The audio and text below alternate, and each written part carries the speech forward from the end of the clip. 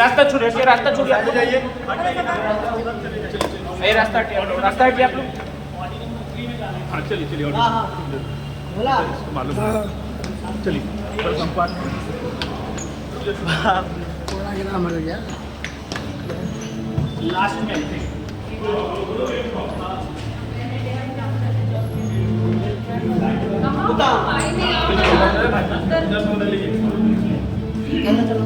आगे बढ़िए।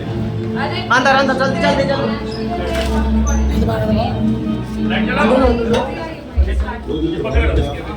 बिल्डर ने कंप्लेंट दर्ज करवाई है।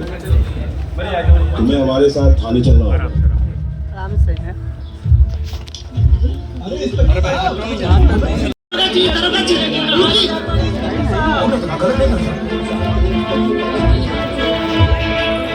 ये कैसा इंसाफ है इंस्पेक्टर साहब?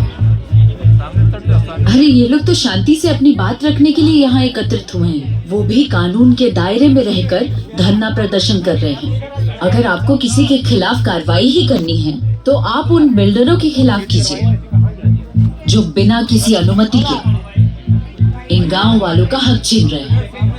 देखिए मैडम, इन लोगों के खिलाफ शिकायत दर्ज हुई है। ये लोग बिना इजाजत के यहाँ पे धरना प्रदर्शन कर रहे हैं और भीड़ को उकसाने का कार्य कर रहे हैं, समझे आप? फिलहाल आप हमें हमारा चलिए बैठ जाइए सब, बैठ जाइए, बैठ जाइए भी आप।